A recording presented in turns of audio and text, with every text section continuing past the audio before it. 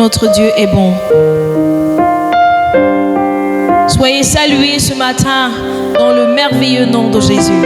Que la grâce et la paix vous soient pleinement accordées. Mon cœur exulte de joie ce matin et je veux lire ce passage qui monte comme un feu dans mon cœur et j'ai envie de le proclamer ce matin. Il se trouve dans le livre de Jean, le premier chapitre, le verset 12 dit: mais à tous ceux qui l'ont reçu, c'est-à-dire la parole, à ceux qui croient en son nom, elle a donné le pouvoir de devenir enfants de Dieu, lesquels sont nés, verset 13, non du sang, ni de la volonté de la chair, ni de la volonté de l'homme, mais de Dieu. Alléluia. Il y a une joie inébranlable. Il y a une assurance. C'est celle d'être enfant de Dieu lorsque nous avons reçu la parole de Dieu, lorsque nous avons confié nos vies à la parole faite chair, à Jésus. La Bible nous appelle enfants de Dieu, ceux qui sont nés non pas de la volonté de la chair ni du sang, mais qui sont nés de la volonté de Dieu. Amen. Alors dans cet élan de joie, j'aimerais nous inviter simplement à dire merci à Dieu pour le salut, à dire merci à Dieu pour le salut, à dire merci à Dieu pour la vie, à dire merci à Dieu pour la santé dans votre corps. Même si vous ne vous sentez pas parfaitement en santé ce matin, je vous encourage à dire merci à Dieu, parce qu'il est celui qui vous accorde cette santé, il est celui qui renouvelle vos forces. Prions ensemble, bénissons ce grand Dieu. Merci pour la grâce d'être appelé enfant de Dieu. Merci pour la grâce d'être sauvé. Merci pour la grâce, oh Dieu. Merci pour la grâce de la vie, la grâce de la santé dans mon corps. Si je peux lever vers toi ma voix ce matin, c'est parce que dans mon corps, tu as mis de la santé. Mon âme te loue, oh Dieu, pour qui tu es, ce Dieu bon et merveilleux. Oui, ta parole m'appelle enfant de Dieu. Je ne suis pas enfant de Dieu par la volonté de la chair ni du sang, mais par ta parfaite volonté à cause de Christ qui s'est fait de chair. Merci Seigneur. Merci Seigneur. Et ce matin, je veux chanter ma victoire. Je veux chanter, je ne suis plus esclave de la peur.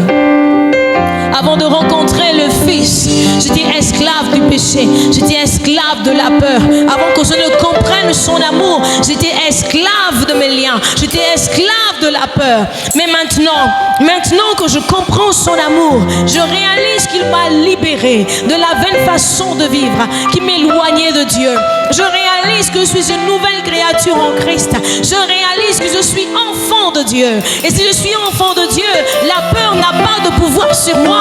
Et si je suis enfant de Dieu, la maladie n'a pas de pouvoir sur moi. Et si je suis enfant de Dieu, l'échec n'a pas de pouvoir sur moi. Et si je suis enfant de Dieu, je suis rempli de sa nature. Et je peux chanter, je ne suis plus esclave de la peur. Alléluia. Je vous invite à chanter ce cantique avec nous ce matin. Alléluia.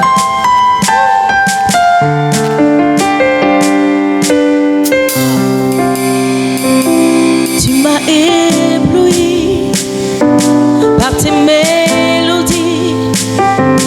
Tu m'entoures d'un chant d'amour, un chant de délivrance devant mes ennemis, et toutes mes craintes s'enfuient. Disons-le ensemble, tu m'as ébloui. Tu m'as ébloui par tes mélodies. Tu m'entoures d'un chant d'amour, un chant de délivrance, un chant de délivrance devant mes ennemis, devant mes ennemis. Et toutes mes craintes s'enfuient. Toutes mes craintes s'enfuient. Disons-le encore, tu m'as ébloui, Seigneur. Tu m'as ébloui par tes mélodies.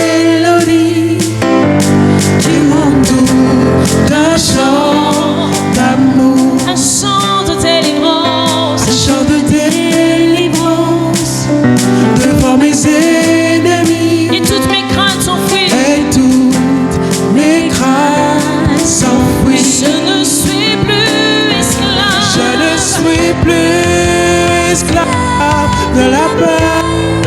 Je suis enfant de Dieu. Je suis enfant de Dieu.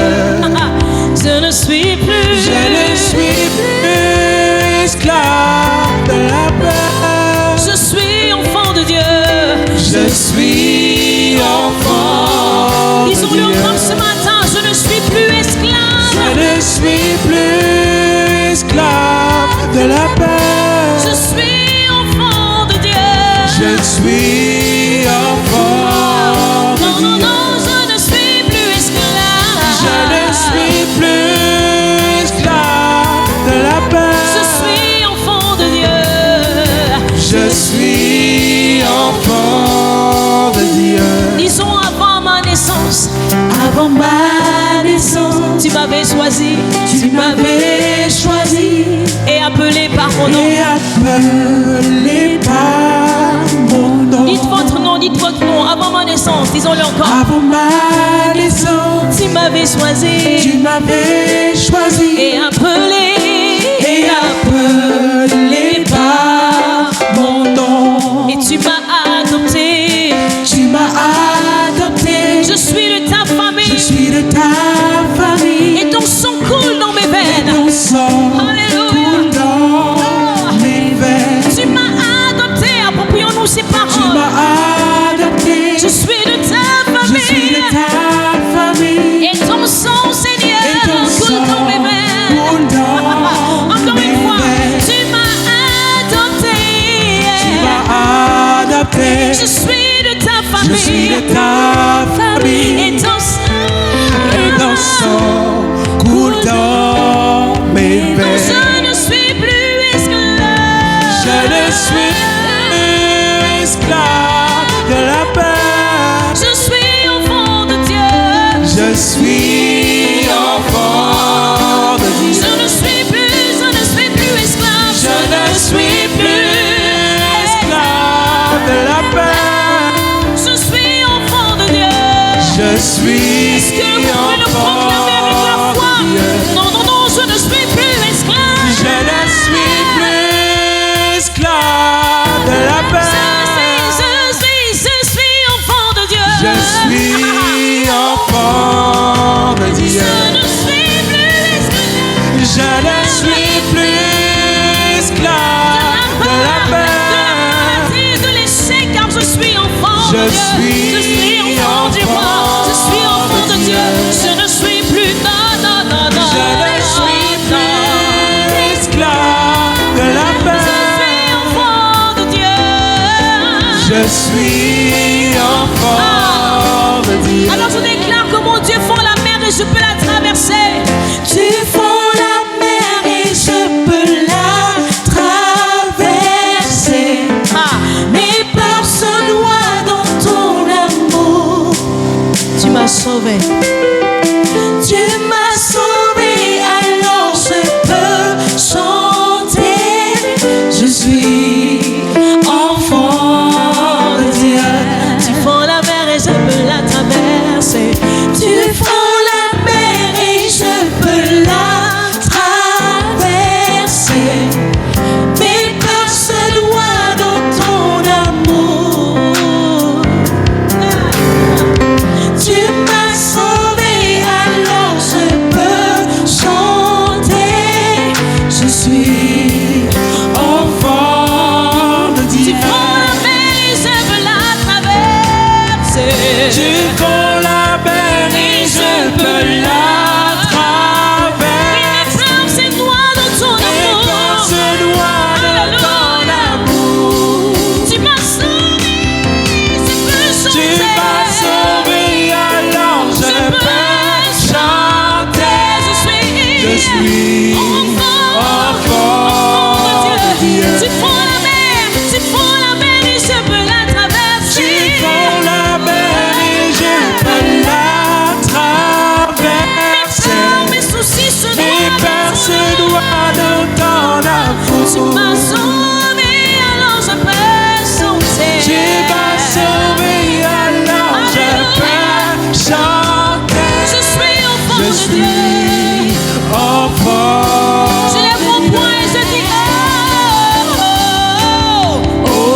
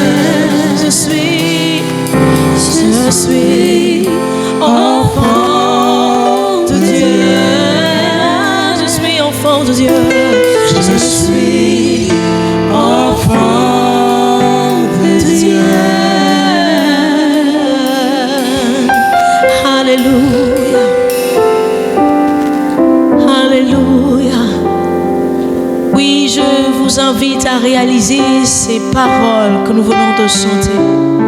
Nous sommes enfants de Dieu. Nous sommes enfants de Dieu. Parce que Christ a gagné la victoire. Nous sommes enfants de Dieu. Parce que Christ a payé le prix.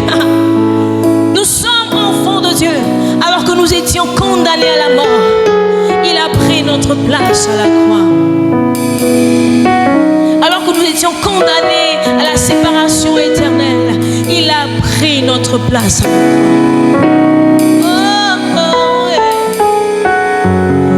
Alléluia, je vous invite à lever vos mains. Alléluia.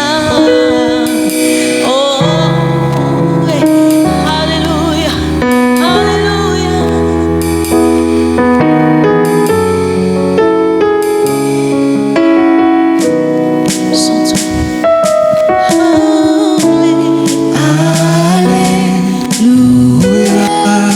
Tu as gagné la victoire. Tu as gagné la victoire.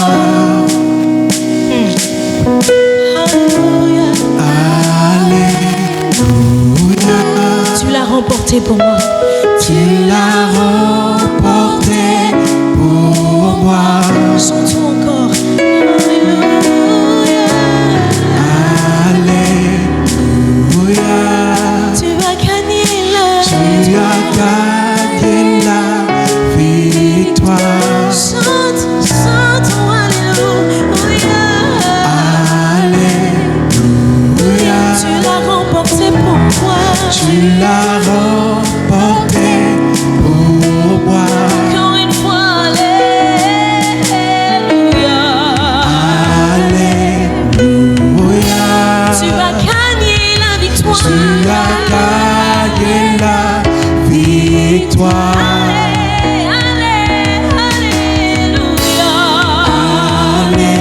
Alléluia. Tu l'as remporté pour moi.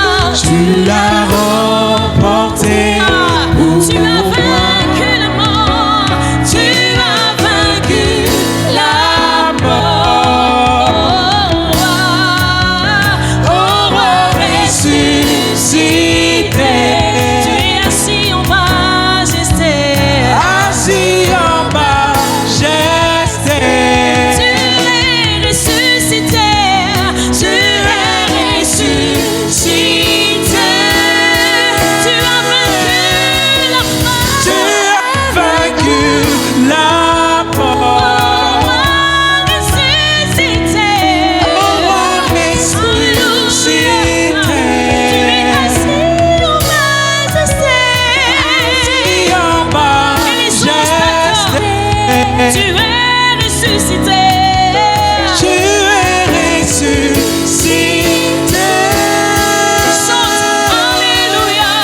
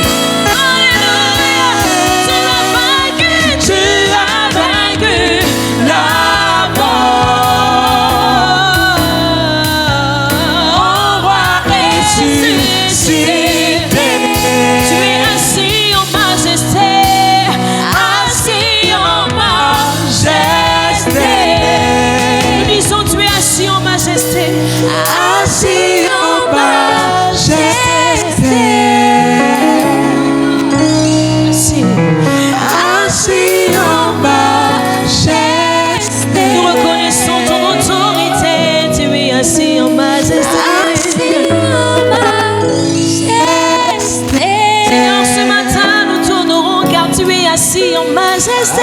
Assis en majesté. Nous jetons nos couronnes, nous jetons nos couronnes. Tu es assis en majesté. Assis en majesté. Assis en majesté.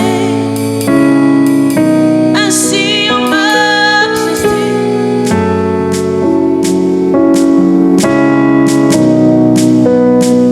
Assis en majesté.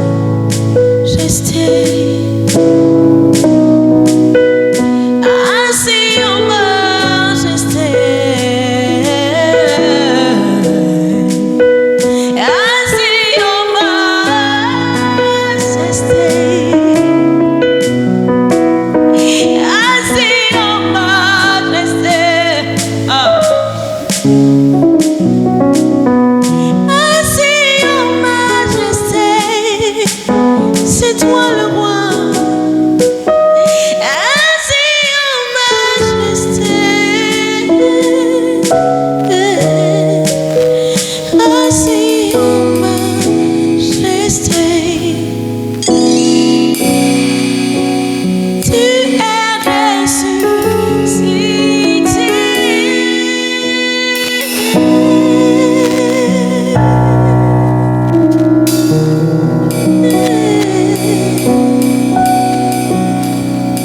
Alors que nous reconnaissons qu'il est le roi, assis en majesté, qui est à la croix et ressuscité pour nous, nous voulons joindre nos deux mains et acclamer sa royauté, acclamer son autorité, acclamer sa suprématie, acclamer sa majesté.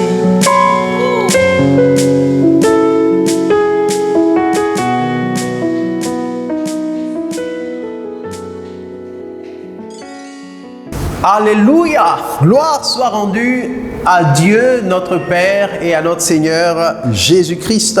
Nous sommes dans la joie lorsque nous exprimons à Dieu notre parfum de bonne odeur, c'est-à-dire notre adoration, notre reconnaissance à celui qui est le premier, celui par qui et pour qui toutes choses ont été faites. Alléluia.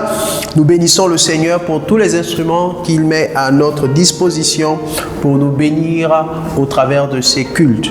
Nous lui rendons toute la gloire et nous voulons nous disposer une fois de plus à écouter sa parole. Nous voulons nous disposer à entendre ce qu'il a à nous dire au travers de son esprit et au travers de son serviteur. Alléluia. Nous voulons prier ensemble et dire merci Seigneur encore pour l'opportunité que tu me donnes.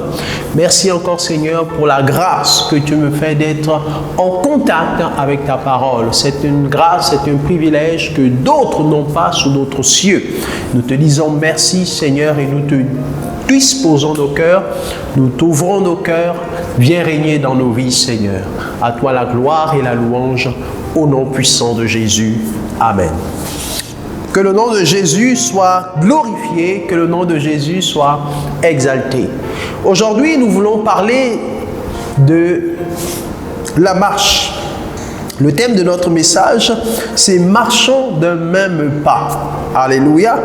C'est l'exhortation de ce jour. « Marchons d'un même pas ». Cette expression, ce groupe de mots, se trouve dans le livre de Philippiens.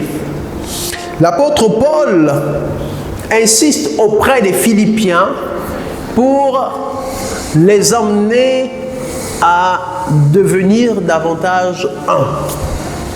Et on est quand même d'accord que l'épître de Philippiens est une épître un peu spéciale parce que ce n'est pas une épître que l'apôtre Paul a rédigée dans l'optique de régler de grands conflits, comme c'était par exemple le cas avec les Corinthiens. Il n'y avait pas en tant que tel de grands conflits, de grands désordres, de grandes difficultés avec l'église de Philippe. Au contraire, l'église de Philippe était l'une des églises modèles du Nouveau Testament. C'est vraiment l'une des églises à qui l'apôtre Paul n'a pas fait beaucoup de reproches. C'est vraiment l'une des églises qui lui a causé le moins de problèmes possibles et vraiment le moins de difficultés possibles. Et c'est une église qui a beaucoup aidé, c'est une église qui a beaucoup soutenu l'apôtre Paul. Et au travers de cette épître, nous découvrons une richesse inouïe des principes de Dieu, des principes de l'église, des principes de fonctionnement de l'église en tant que royaume, en tant que corps de Christ, en tant qu'entité spirituelle et céleste qui vit sur la terre. Alléluia. Marchons donc d'un même pas. Marchons d'un même pas. C'est donc le thème de notre exhortation de ce jour. Et j'aimerais que l'on lise ensemble Philippiens chapitre 3, versets 12 à 16. Notez que le verset 16 est notre verset clé. Alléluia. Philippiens 3, à partir du verset 12, je fais la lecture. Ce n'est pas que j'ai déjà remporté le prix ou que j'ai déjà atteint la perfection, mais je cours pour tâcher de le saisir, puisque moi aussi j'ai été saisi par Jésus-Christ. Frères, je ne pense pas l'avoir saisi, mais je fais une chose, oubliant ce qui est en arrière et me portant vers ce qui est en avant, je cours vers le but pour remporter le prix de la vocation céleste de Dieu en Jésus-Christ. Nous tous donc qui sommes parfaits, ayons cette même pensée. Et si vous êtes en quelque point d'un autre avis, Dieu vous éclairera aussi là-dessus. Seulement, au point où nous en sommes parvenus, marchons d'un même pas. Dites avec moi, marchons d'un même pas. Alléluia, marchons d'un même pas. J'aimerais au travers de ce message nous encourager les enfants de Dieu surtout à comprendre que la marche avec le Seigneur n'est pas une marche dispersée. Alléluia. Notons qu'on ne peut pas marcher en ordre dispersé. Et donc, ce conseil de l'apôtre Paul aux Philippiens nous concerne à plus d'un titre. Alléluia. Et donc, comme je le disais, l'église de Philippe était une église modèle. Mais il n'en demeure pas moins que partout où il y a des hommes, il y a néanmoins quelquefois des différences d'opinion, des différences de caractère, de pensée, de point de vue, etc. Mais l'épître aux Philippiens est donc cette lettre-là que l'apôtre Paul et son fils spirituel Timothée ont adressée à tous les chrétiens qui étaient à Philippe, mais aussi, non seulement à tous les chrétiens, mais aussi aux évêques et aux diacres. Donc, c'est une épître qui est adressée à tous les croyants, y compris les responsables d'église. Alléluia, y compris les responsables. Les anciens, les diacres, c'était vraiment la classe des responsables d'église, parce que dans les anciens, il y avait tout ce qui était à la direction même de l'église. Paul a écrit donc cette lettre pour plusieurs raisons. Et notamment, une des raisons les plus importantes, c'était d'encourager les chrétiens à persévérer dans la connaissance du Seigneur Jésus-Christ, et ce, dans l'unité, dans l'humilité, dans la communion fraternelle et dans la paix. Donc, parmi les objectifs majeurs de cette épître-là, il y a que l'apôtre Paul veut encourager les chrétiens de Philippe à développer leur connaissance de Jésus-Christ dans 4 choses: l'unité, l'humilité, la communion fraternelle et la paix.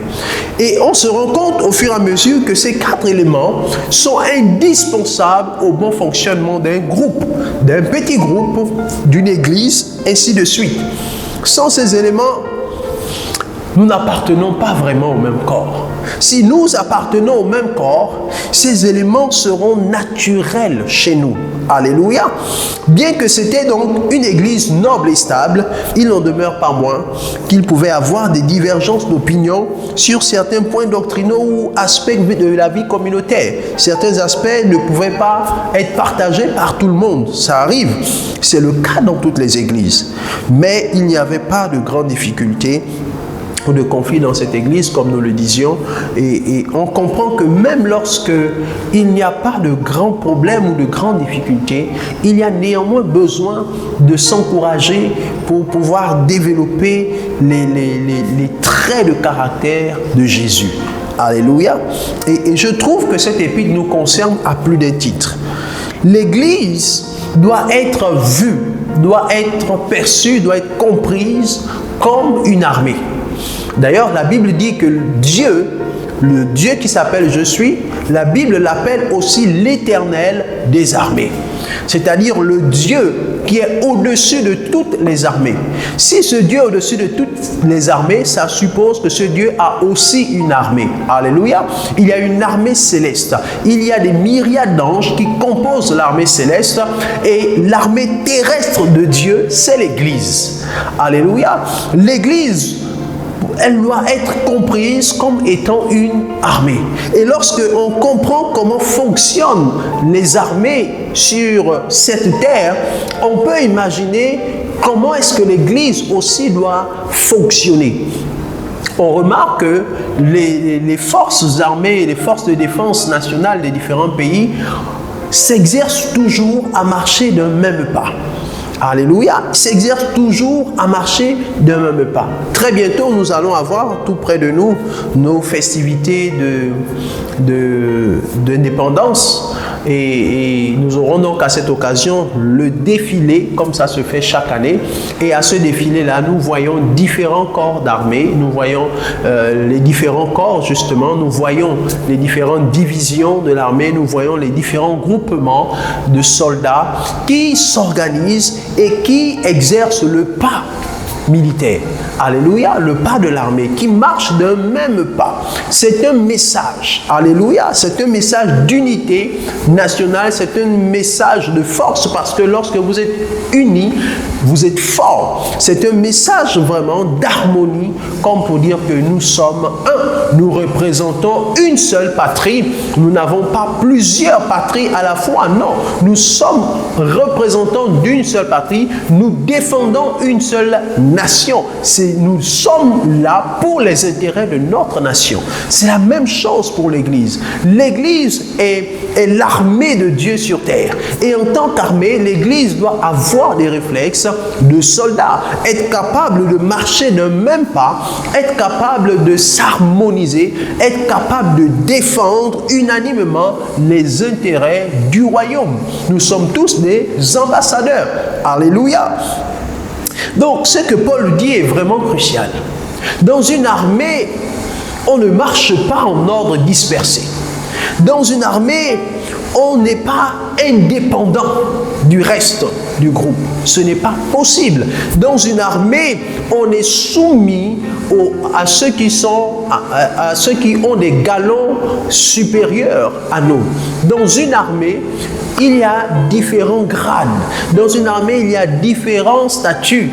Il y a des colonels, il y a des sergents, il y a des généraux, il y a des lieutenants, il y a des capitaines. Tout le monde n'a pas le même grade. Alléluia.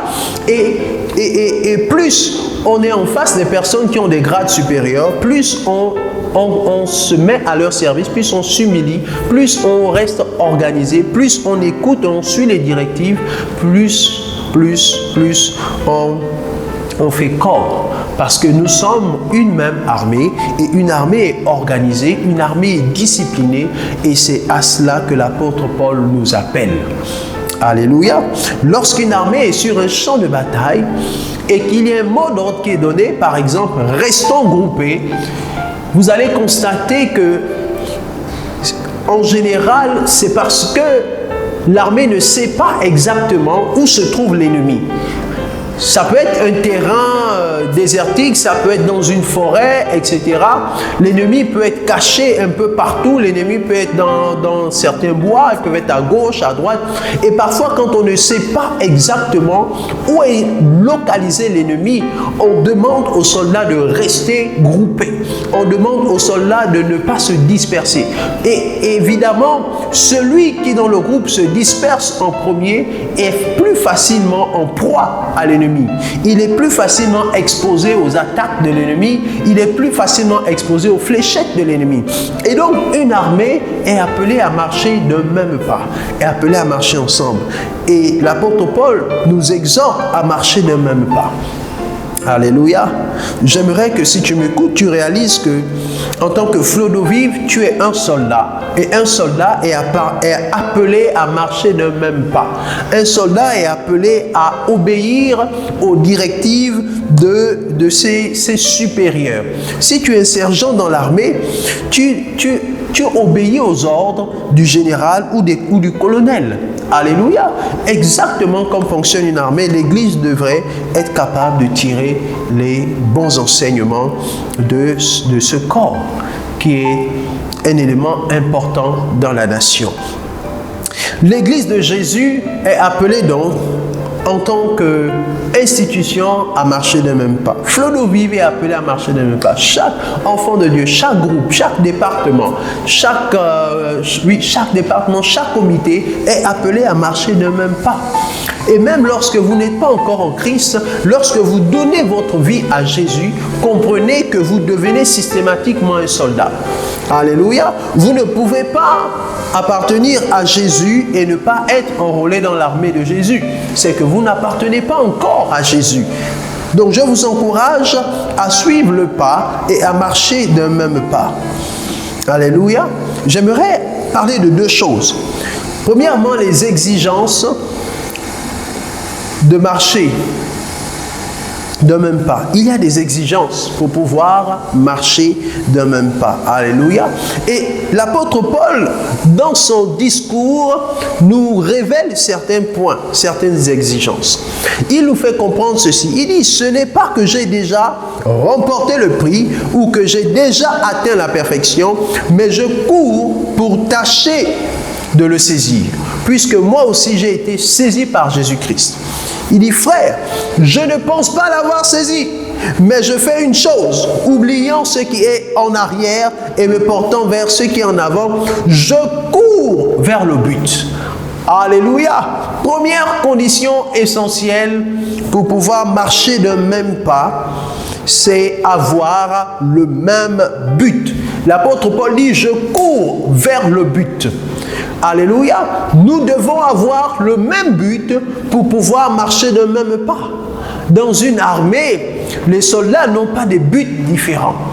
Leur but principal, c'est de sauvegarder les intérêts de la nation, c'est de défendre la nation, c'est de défendre la population.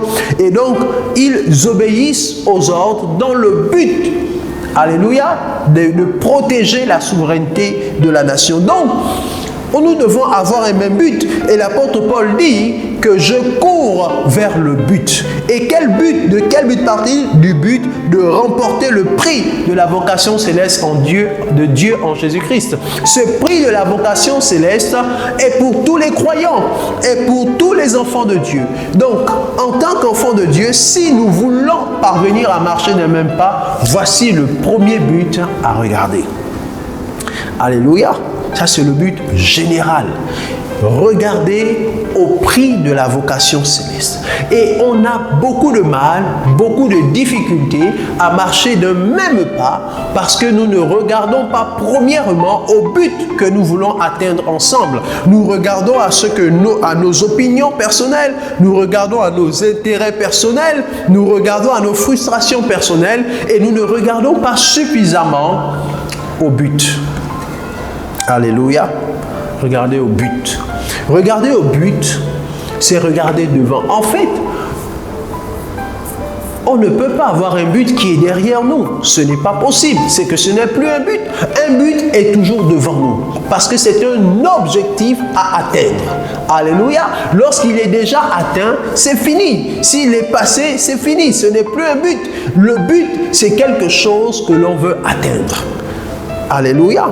Et c'est pourquoi Paul dit que, oubliant ce qui est en arrière, je regarde à ce qui est devant moi. Je me porte vers ce qui est en avant. Alléluia.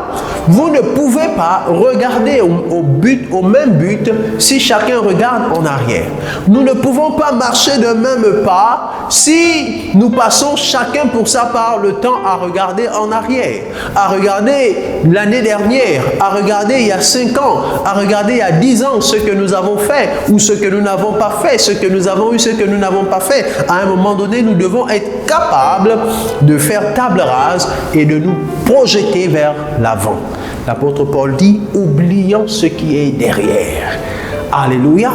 Oublions ce qui est derrière. C'est un exercice quotidien dans la vie d'un enfant de Dieu d'oublier, de travailler à oublier ce qui est derrière. Parce que ce qui est derrière peut t'emmener à ne plus regarder au but. Ce que tu n'as pas pu avoir ou atteindre hier peut te décourager. Alléluia. Et donc, tu dois être capable à un moment donné d'oublier ça. Oublie ça. Est-ce que c'est une frustration? Oublie ça. Est-ce que c'est une déception amoureuse? Oublie ça. Est-ce que c'est est-ce que c'est un conflit? Oublie ça. Regarde en avant. Porte-toi en avant. C'est ce que l'apôtre Paul fait. Alléluia. C'est ce que l'apôtre Paul fait. Donc, première exigence, c'est avoir le même but. Est-ce que nous avons le même but? Nous parlons actuellement d'expansion au milieu de nous. Est-ce que dans ton cœur, tu as ce désir d'expansion? Est-ce que dans ton cœur, tu penses que cette expansion est possible? Ou bien lorsqu'on parle d'expansion, toi tu dis, ah non, moi j'ai mes autres buts, j'ai mes autres objectifs, je ne pense pas pouvoir rentrer dedans, mais je suis quand même là. Tu es présent de corps, mais tu n'es pas présent d'esprit. Ce n'est pas ce que l'apôtre Paul nous dit. Alléluia.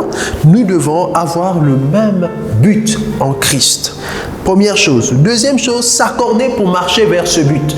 C'est important d'avoir le même but, c'est-à-dire vouloir grandir, vouloir remporter le prix de la vocation céleste, et dans notre contexte particulier, vouloir de l'expansion, c'est une chose, mais il faut ensuite s'accorder pour marcher vers ce but. Si nous voulons marcher de même pas, nous devons nous accorder. Alléluia. Deux hommes marchent-ils ensemble sans être accordés? Non, ce n'est pas possible. Nous devons nous accorder en esprit en premier. En esprit. Alléluia. Et pour parvenir à un accord en esprit, il nous faut mûrir.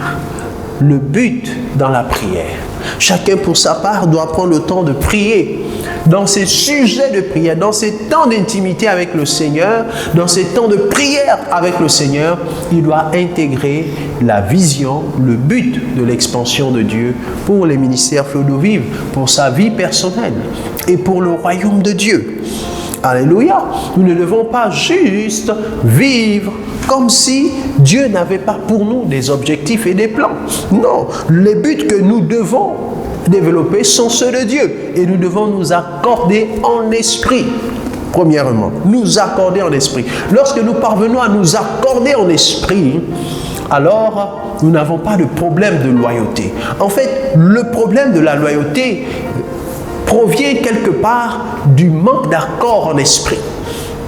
Lorsque dans votre esprit, vous n'êtes pas prêt à épouser une vision, vous n'êtes pas prêt à épouser un but qui est commun, vous n'êtes pas prêt à épouser un objectif parce que vous avez, vous, vos propres buts, vos propres objectifs et que vous n'êtes pas en mesure d'épouser les objectifs communs ou les buts communs, un moment viendra où vous serez forcément déloyal. Alléluia, parce qu'il va y avoir un conflit d'intérêts. Il va y avoir un conflit d'intérêts. Troisième élément essentiel, regardez plus à ce qui nous unit et nous rapproche plutôt qu'à ce qui nous éloigne et nous divise.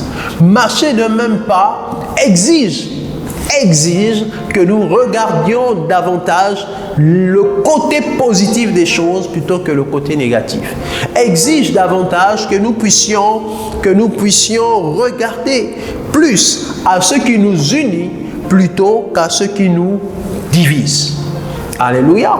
Il peut arriver, quand bien même il n'y ait aucun problème, ou aucune difficulté majeure, il peut arriver qu'il y ait quelquefois des avis différents sur les... On dit que les goûts et les couleurs ne se mélangent pas. Quelqu'un peut penser que non, il est mieux de faire comme ci, quelqu'un d'autre peut penser qu'il est mieux de faire comme ça. Donc il peut arriver qu'il y ait des avis différents. Mais ce qui nous unit doit être plus fort que ce qui nous divise. Je suis choqué et souvent étonné de voir comment est-ce que les personnes qui sont au service peuvent facilement se désolidariser du groupe. Alléluia. Tout simplement parce que ce qui nous unit n'est pas plus fort. Alléluia. Et facilement, la division vient à s'installer. Non, ce qui nous unit doit être plus fort. Et nous devons regarder, nous devons accepter de regarder davantage à ce qui nous unit. Qu'est-ce qui nous unit? C'est Jésus-Christ, c'est l'amour de Christ. Alléluia. Et l'apôtre Paul est clair dans ses propos. Il dit, nous tous qui sommes parfaits, c'est-à-dire qui tendons à la perfection. Il parle des enfants de Dieu. Nous tous qui tendons à la perfection, ayons donc cette même pensée. Alléluia. Ayons cette même pensée.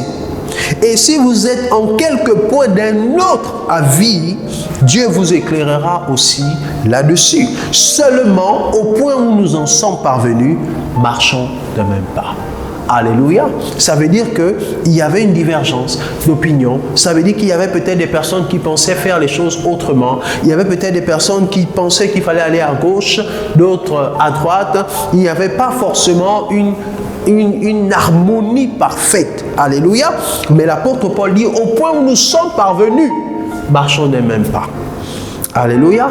Ayons une même pensée. Ne laissons pas ce qui nous divise aller au-delà de ce qui nous unit, de ce qui nous rassemble. Donc pour marcher d'un même pas, il n'y a pas de demi-mesure. Nous sommes obligés de regarder plus à ce qui nous unit. Et j'encourage beaucoup des enfants de Dieu à avoir le regard de Dieu dans la vie des autres. Avoir le regard de Dieu sur les autres. En fait, c'est parfois difficile de regarder les autres comme Dieu les voit. En fait, nous regardons les autres en fonction de nous. Nous regardons les autres en fonction de la manière dont nous voulons voir et nous voulons percevoir les choses. Mais nous ne regardons pas les autres de la façon dont Dieu les voit. Parce que lorsque Dieu te voit, Dieu voit plus en toi quelqu'un de fort. Dieu voit plus en toi quelqu'un qui a des qualités. Dieu voit plus en toi quelqu'un qui est capable de, quelqu'un qui peut. Dieu ne regarde pas à tes insuffisances. Alléluia. Mais pourquoi est-ce que nous sommes plus portés à regarder les autres au travers de leurs insuffisances, au travers de leurs défauts, plutôt qu'au travers de leurs qualités? Si Dieu nous regardait au travers de nos insuffisances, Dieu ne nous appellerait pas à le servir, parce que personne de nous n'est plus digne que l'autre. Alléluia. S'il fallait que Dieu nous scanne et fasse d'abord et mettre en avant nos points négatifs, personne ne serait serviteur de Dieu. David n'aurait pas été ce serviteur de Dieu au cœur. Dieu dit, j'ai trouvé l'homme selon mon cœur. Pourtant, David avait des défauts. Les Gédéons, qui étaient des enfants, ils avaient des défauts, mais Dieu n'a pas regardé à leurs insuffisances. Au contraire, Dieu les a pris et Dieu les a exposés pour les façonner au fur et à mesure afin qu'ils parviennent à être selon le cœur de Dieu. Ayons le regard de Dieu. Apprenons à regarder nos frères et sœurs. Apprenons à regarder ceux qui nous entourent. Apprenons à regarder ceux qui travaillent avec nous dans les mêmes services. Apprenons à les regarder avec le regard de Dieu. Alléluia. Si nous regardons avec le regard de Dieu, alors nous allons plus considérer ce qui nous unit plutôt que ce qui nous différencie et nous divise. Quatrième point important, se nourrir des mêmes aliments spirituels. Si nous voulons marcher d'un même pas, nous devons être capables de nous nourrir des mêmes aliments spirituels. Nous devons manger la même nourriture. Alléluia. Ça ne veut pas dire que nous serons identiques. Non, nous aurons toujours des différences parce que dans le corps, tout le monde n'a pas le même rôle et la même place. L'oreille, c'est pas le pied. Le pied, c'est pas la main. Chacun a sa place et son rôle. Mais pour pouvoir marcher d'un même pas, nous devons être exposés à la même nourriture. Nous devons manger la même nourriture et boire le même breuvage. c'est-à-dire la même parole, le même enseignement. Nous devons être capables de nous discipliner à nous nourrir. Il y a des personnes qui sont par exemple à l'église, mais qui ne se nourrissent plus de la nourriture spirituelle de l'église, qui se nourrissent de tout ce qui est sur les réseaux sociaux, sauf la nourriture spirituelle donnée par leur pasteur. Alléluia. De telles personnes, même si elles sont présentes physiquement à l'église, mais elles ne marchent plus d'un même pas. Alléluia. Et en cela, il n'y a plus de loyauté envers Christ et envers les personnes que Dieu a établies. Parce que la loyauté est due à Christ en premier, mais aussi aux serviteurs que Christ a établis pour conduire, diriger l'Église. Se nourrir des mêmes aliments spirituels. On ne peut pas passer 3 heures à écouter, 3 heures à se nourrir de messages extérieurs et seulement 20 à 30 minutes de nourriture spirituelle de sa propre maison. Forcément, il viendra un moment où on aura un déséquilibre parce que la foi vient de ce qu'on entend. La sagesse aussi vient de ce qu'on entend. Donc, vous pouvez développer une sagesse qui n'est pas la philosophie. Vous pouvez développer, autant pour moi, une philosophie qui n'est pas la philosophie de votre maison. Et vous êtes facilement exposé à toutes sortes de dangers. 5e élément, se soutenir et se fortifier les uns les autres. Waouh, ça c'est de l'amour. Alléluia. L'amour et l'unité. Pour marcher d'un même pas, il faut être capable de se soutenir, il faut être capable de se fortifier les uns les autres, et cela indépendamment de nos insuffisances, indépendamment de nos défauts, indépendamment de nos manquements, parce que personne n'est parfait. Alléluia. Et je termine avec les bénéfices de marcher d'un même pas. Ecclésiaste chapitre 4, verset 9 nous dit ceci. 2 valent mieux qu'un, parce qu'ils retirent un bon salaire de leur travail. Waouh! 2 valent mieux qu'un, parce qu'ils retirent un bon salaire de leur travail. Dans la version Parole de vie, il est dit que 2 hommes associés valent mieux qu'un seul. À 2, ils obtiennent un meilleur résultat pour leur travail. Alléluia. Nous avons souvent et nous interprétons souvent ce verset nous l'interprétons souvent dans le cas du mariage comme pour parler de l'harmonie et de l'unité du couple, pour dire qu'à 2, on peut mieux se réaliser, à 2, on est plus fort, à 2, on évolue plus vite que lorsque l'on est seul. Alléluia. Mais ce texte, à son origine, ne s'adresse pas prioritairement aux mariés, ne s'adresse pas prioritairement au couple. Il parle d'abord d'unité entre plusieurs personnes. Et le plusieurs commence par 2. Il parle d'unité entre plusieurs personnes. Si nous sommes unis, notre travail est plus efficace. Si nous sommes unis, notre service pour le Seigneur est plus efficace. Si nous sommes unis, nous avons un meilleur salaire. Nous pouvons être à 3 à 4. Mais si nous ne sommes pas unis en esprit, le résultat de notre travail sera aussi maigre que le résultat du travail d'une seule personne. Vous avez été comme ça, comme moi, dans les groupes d'exposés à l'école, où vous êtes nommé à 4, mais que c'est parfois un seul qui fait tout le travail.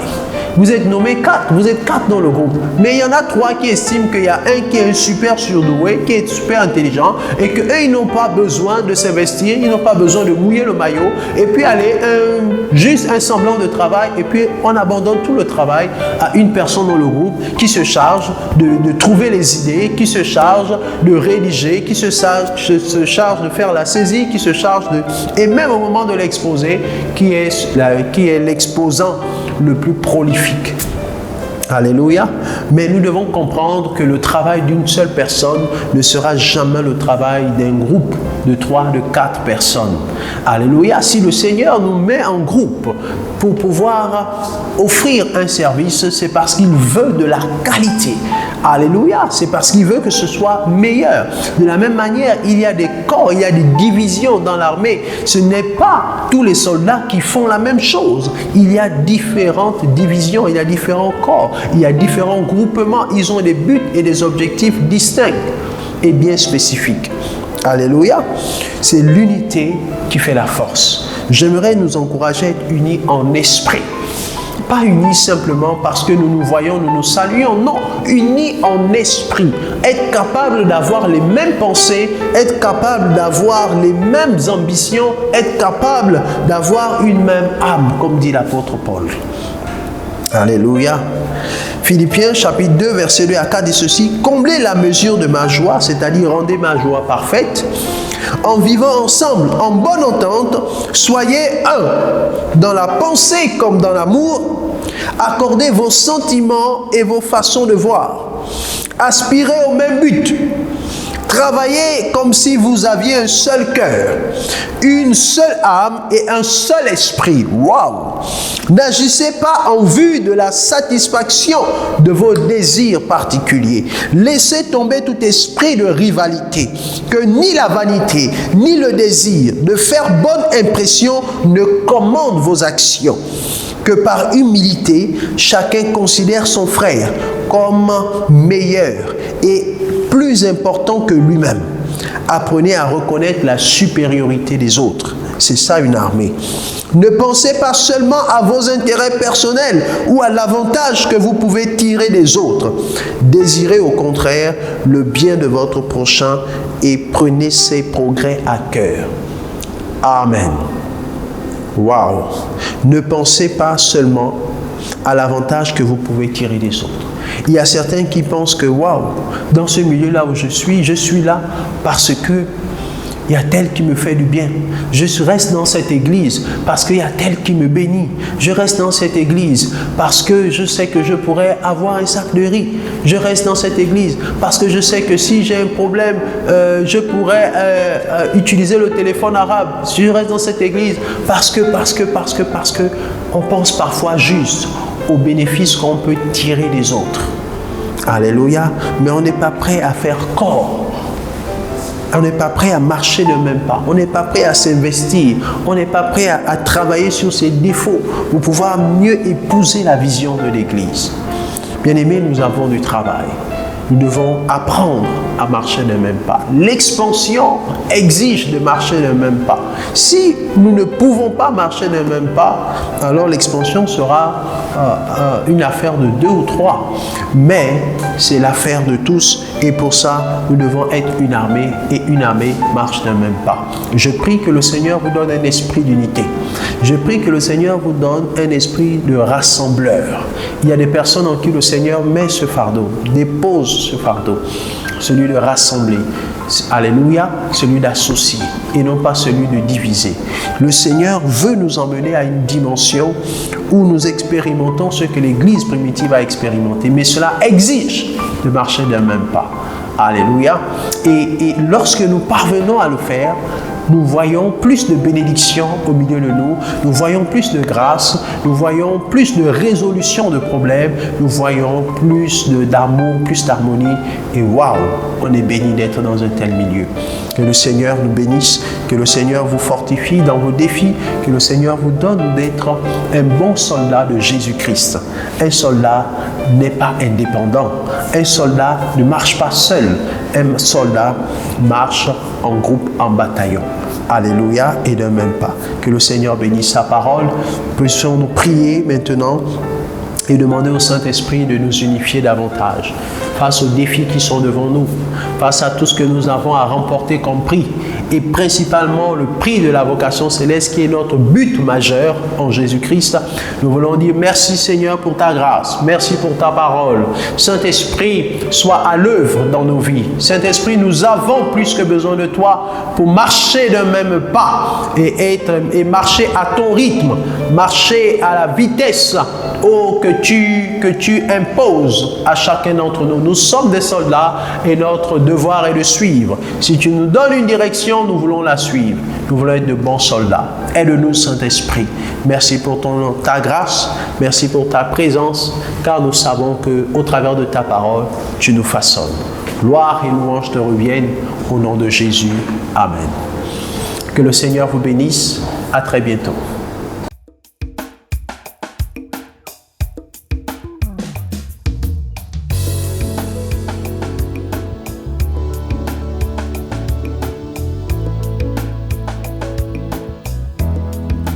Je suis un flot d'eau.